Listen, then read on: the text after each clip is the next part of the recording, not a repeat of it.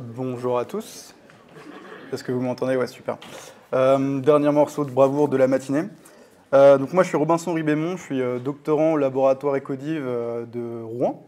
Et avec tous ces illustres personnes, on s'est posé une question, la suivante. La dynamique de la flore de sous-bois du réseau René Coffort reflète-t-elle les variations des indicateurs de nutrition minérale mesurés dans le sol? Donc c'est pas une question qui vient de n'importe où. En fait, à l'échelle européenne et nationale, on a remarqué une dégradation du statut nutritionnel des arbres, notamment au niveau du phosphore. Donc vous voyez sur la carte, les points rouges, c'est les points de déplétion de phosphore foliaire dans les essences de notre pays. Sauf que, à ce constat, on voit une contradiction avec l'analyse chimique des sols forestiers. Donc vous voyez la colonne liée au phosphore d'ailleurs, où on voit une variation nulle dans le sol, tandis que dans les feuilles des arbres, on a une diminution. Bon, ça c'est un constat intéressant. Nous, on sait que la flore du sous-étage forestier, c'est un bon bioindicateur des variations spatiales des paramètres édaphiques des écosystèmes forestiers. Du coup, nous, avec le réseau René Coffort, notre objectif, c'est d'analyser les 20 ans de suivi floristique sur le dispositif et de les confronter aux 15 ans de suivi édaphique sur ce même dispositif. Notre hypothèse, c'est que la dynamique de la flore du sous-bois bioindique les variations au cours du temps des paramètres édaphiques. Donc comment on va faire pour répondre à ce problème? En mobilisant les données du réseau René Coffort. Donc René Coffort, ce n'est pas le nom d'un illustre botaniste, hein, c'est réseau René Coffort, c'est Réseau national des écosystèmes forestiers. Donc c'est un réseau qui a été créé en 92 par l'ONF suite à la création de l'ICP Forest, qui est un réseau national de surveillance des écosystèmes forestiers. Donc notre réseau national, il se compose de 102 placettes, donc 102 sites répartis dans toute la France avec une diversité de peuplements résineux feuillus. Et donc sur ces peuplements, on a, voilà, ça c'est une zone d'échantillonnage qu'on a sur chaque peuplement. On a fait 2 campagnes d'analyse de sol, de 93 à 95 et de 2007 à 2012, et 5 campagnes d'inventaire floristique, tous les 5 ans, depuis 95 jusqu'à 2015. À vrai dire, on les fait jusqu'à 2020, mais dans cet exposé, on étudie que ce qui se passe entre 95 et 2015. Donc vous voyez sur la zone, les bandes rouges sont les bandes prospectées pour l'inventaire de la flore, et les damiers en blanc sont les zones prospectées pour le sol. Donc la première étape de cet exposé, c'est de faire un état de l'art de ce qui se passe à la fois dans les communautés de sous-bois et à la fois dans nos données de paramètres édaphiques. Donc comment on fait? Pour les paramètres édaphiques, on a séparé en 3 épaisseurs de sol, donc 0,10, 10, 20, 20, 40. On a sélectionné des paramètres, donc des paramètres liés à l'acidité, donc pHO, pHCl2, au taux de saturation, à des stocks. On a fait des stocks avec des densités apparentes et des proportions d'éléments grossiers constants. Donc on a fait ça pour l'azote, pour le phosphore, pour le carbone, mais là je vous ai montré l'azote, le phosphore et le ratio C sur N. Pour ce qui est de la végétation, en fait, on ne va pas travailler sur les espèces, mais on va travailler sur leurs valeurs indicatrices en mobilisant 3 bibliothèques de données de valeurs indicatrices. Donc, la première, c'est Ellenberg. La seconde, c'est pas Catminat, c'est Ecoplante, fait par Monsieur Gégou, ici présent.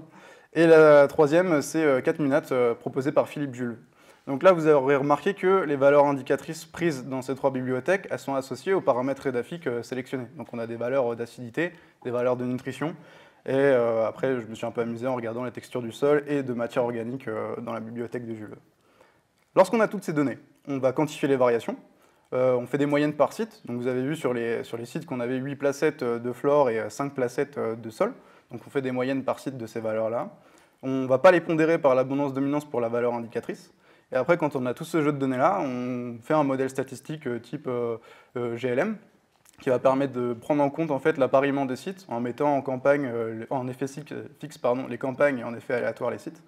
Et donc dans les résultats que je vais vous montrer, pour que ça soit plus facilement illustrable, plus on a de flèches, plus c'est significatif. Les flèches bleues, c'est une augmentation au cours du temps. Les flèches rouges, c'est une diminution au cours du temps. Donc on obtient ça. Donc à gauche, vous avez les valeurs indicatrices, et à droite, vous avez les paramètres édaphiques. Donc là, ce qu'on va regarder, je vous invite à regarder le tableau de droite, c'est que par rapport au ratio C sur N entre 93 et 2012, sur toutes les épaisseurs de sol, on a une forte augmentation du rapport C sur N. Quand on regarde à gauche la valeur indicatrice associée, donc C sur N de la bibliothèque de Gégou, on a une diminution entre 95 à 2015. Maintenant, je vous invite à regarder les stocks d'azote. On a une augmentation dans l'épaisseur 0,10 entre 93 et 2012. Et on a une augmentation également sur la valeur indicatrice de nutrition associée. Donc là, premier constat, c'est que quand on regarde le sol et quand on regarde les VI, parfois ça fonctionne, ça marche bien, et parfois ça contredit. Donc l'hypothèse de départ que j'avais regardée, c'était est-ce que le sous-bois bioindique bien temporellement ce qui se passe dans le sol? Bah, on a un premier indice sur le fait que ça ne marche pas vraiment. Quand on regarde la suite des paramètres EDAFIC et des valeurs indicatrices associées, on a le même constat. On a une baisse du pH CSL2 et qui est parfois bioindiquée en augmentation avec les valeurs indicatrices. Pour le phosphore, c'est pareil, on a visiblement une diminution des stocks sur les épaisseurs 0,10 et 10,20 et on n'a rien de significatif avec le phosphore des gigous. Pour le taux de saturation, c'est pareil, en fait, on ne sait pas encore. C'est qu'il y a un problème de...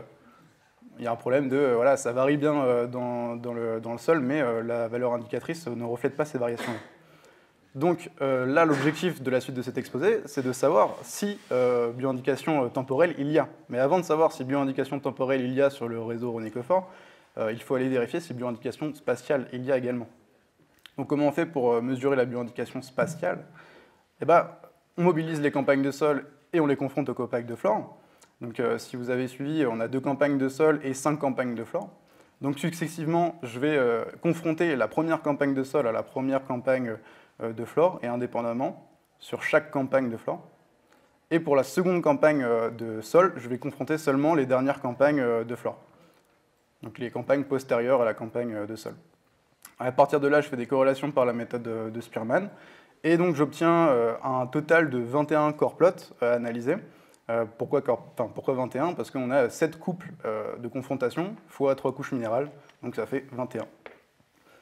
Les résultats vont être présentés de cette façon, donc on a un joli core plot. Là, c'est un exemple sur la confrontation de l'épaisseur 0,10 de la première campagne de sol contre les valeurs indicatrices de la campagne de 95 de flore. Donc à gauche, vous avez les paramètres EDAFIC sur chaque site. En haut, vous avez les moyennes des VI sur chaque site. Donc là, on va regarder ce qui se passe en termes de bioindication. Quand on regarde en fait les paramètres EDAFIC de mesure de pH et leur confrontation aux valeurs indicatrices également de pH, on a des grosses pastilles bleues. Donc quand on a des pastilles, c'est que la corrélation est significative. Et quand elle est bleue et grande, ça veut dire qu'on a une corrélation positive forte. Donc là, bingo, ça fonctionne bien. On a bien une corrélation spatiale qui se fait, enfin une bioindication spatiale qui se fait entre la flore et ce qui se passe dans le sol. On peut s'amuser à aller regarder tous les paramètres, mais j'ai pas assez de temps pour vous montrer tout. En tout cas, ce qu'il faut savoir, c'est que sur les 21 core plots qu'on a analysés, c'est des résultats semblables. Maintenant, on attaque le gros, c'est la bioindication temporelle. Comment on va faire? Idem, on repart sur nos campagnes de sol et nos campagnes de flore. Donc on a 2 campagnes de sol et 5 campagnes de flore. Sauf que là, on ne va pas travailler sur ce qui se passe sur une campagne, mais on va bien travailler sur la variation entre les campagnes. C'est-à-dire qu'on va faire un delta entre ce qui s'est passé dans le passé et ce qui se passe dans le présent. Donc on a une seule variation de campagne de sol, mais on a 7 variations de campagne de flore, entre 95 et 2015, 2000-2015, 2005 et 2015, 2010 et 2015, 95-2010, 2000-2010 et 2005-2010. Je ne pensais pas les dire à l'oral, mais bon. Donc on a 7 délais en fait à analyser. Sauf que depuis le début, moi je vous montre une méthode de calcul des VI qui dit que on utilise toutes les espèces et on ne fait pas de pondération par la moyenne, on ne pondère pas la moyenne par le coefficient d'abondance-dominance.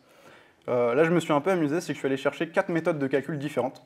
Donc la première, ce que je vous ai dit, donc pas de pondération par le coefficient d'abondance-dominance de nos espèces, pas de filtre d'espèces. Après, je me suis amusé à pondérer par le coefficient d'abondance-dominance pour voir si on allait avoir des modifications.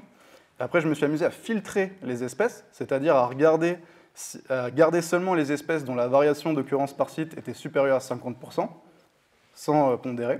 Et après, je suis allé regarder, j'ai filtré j'ai gardé seulement les espèces dont la variation d'abondance moyenne par site était supérieure à 5% et j'ai pondéré par le coefficient d'abondance-dominance. En fait, j'ai fait ça parce que je me suis rendu compte, je ne vais pas spoiler, je vais dérouler. Donc résultat, en tout cas méthode. Corrélation avec la méthode de Spearman, c'est pareil, on fait comme tout à l'heure. On a un total de 84 core plots à analyser parce qu'on a 7 délais, x 3 épaisseurs, x 4 modèles. Donc on a les résultats suivants. Donc je répète, à gauche on a les variations des paramètres EDAFIC, en haut on a les variations des valeurs indicatrices. Et donc là pour le premier modèle, je ne vais pas faire apparaître les corrélations vu qu'il n'y en a pas. En fait on a des core plots vides. C'est-à-dire que là sur le premier modèle, les variations du sol ne sont pas retranscrites par les variations de la flore de sous-bois. Donc ça, c'était le premier modèle, c'était celui qui marchait bien avec la bioindication spatiale. Je vais aller regarder avec le second modèle, idem, pas de corrélation spatiale entre les variations édaphiques et les variations des valeurs indicatrices du sous-bas. Pour le troisième modèle, on commence à avoir des petites pastilles bleues apparaître, mais en fait, ce sont des faux amis parce que ce sont des corrélations qui vont être entre les variations des paramètres édaphiques et des variations des valeurs indicatrices qui sont très indirectement liées à ces paramètres édaphiques. Donc ce n'est pas celle qu'on attendait. On a la même chose pour le modèle 4. Donc là, en fait, on arrive à un constat, c'est que même en allant chercher différentes méthodes de calcul, on arrive au constat qu'il n'y a pas de corrélation, en tout cas de bioindication temporelle sur l'amplitude du réseau René-Cofford. Donc il faut comprendre pourquoi. Moi, je me suis amusé à aller regarder ce qui se passait site par site. Donc du coup, dans ce tableau-là, vous avez les variations par site du pH CSL2 à l'épaisseur 0,10 à gauche, et de la valeur R de Jules à droite, donc R c'est réactivité pour acidité, entre 1995 et 2015. Et donc quand c'est bleu, c'est qu'on a une variation positive dans le temps, donc une augmentation du pH ou une augmentation de la valeur Jules. Quand c'est rouge, on a une diminution. Donc lorsqu'on regarde sur le pH, on voit que c'est soit bleu, soit rouge. Donc même à l'échelle nationale, à l'échelle du réseau, on a une grosse dichotomie de variations, quoi. On a des variations différentes, on a un effet site finalement. Et donc lorsqu'on regarde la VU Jules R, on a la même chose, mais ce qui est le plus intéressant, moi c'est ce que j'ai regardé, si on prend un site, peut-être IPCA 87, on voit que le pH-O diminue au cours du temps, tandis que la valeur indicatrice associée à ce pH-là, elle augmente. Donc pour le coup, on a vraiment des variations qui sont tantôt cohérentes, tantôt contradictoires. Donc pour conclure, ce qu'il faut retenir, c'est que la flore du sous-bois bioindique spatialement efficacement les paramètres édaphiques forestiers. Par contre, elle ne va pas bioindiquer temporellement les paramètres du sol forestier sur le réseau René-Cofford. On a testé en fait l'hypothèse du délai, donc c'est la question des 7 délais qu'on a regardé. Peut-être que la végétation avait un retard sur ce qui se passait dans le sol, et pas sur l'amplitude temporelle du réseau René-Cofford, donc pas sur les 20 ans.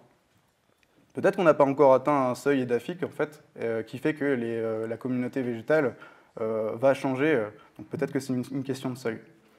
Comme je vous ai montré, on a des amplitudes de variation différentes selon les sites, et donc sur les 20 ans de suivi René-Cofford, la flore ne bioindique pas les variations temporelles édaphiques, donc l'hypothèse de départ est rejetée. Maintenant, il s'agirait de savoir quelles sont les causes des variations des valeurs indicatrices. Donc là, on vient de montrer que ce n'est pas forcément le sol. Benoît Richard, dernièrement, avait montré que ce n'était pas forcément le climat, ou alors il y avait un délai, la fameuse dette climatique. Peut-être que ce sera les perturbations, peut-être que ce sera ce qui se passe à l'étage supérieur, peut-être une analyse de l'ouverture de la canopée ou que sais-je, la gestion, ou peut-être les interactions biotiques. Donc là, ce que j'attends, c'est qu'on discute de ça, justement, des possibles causes. Donc merci de m'avoir écouté. Je vous laisse avec cette page de remerciements à tous les contributeurs du réseau René-Cofford, notamment sur la campagne Flore. Merci beaucoup.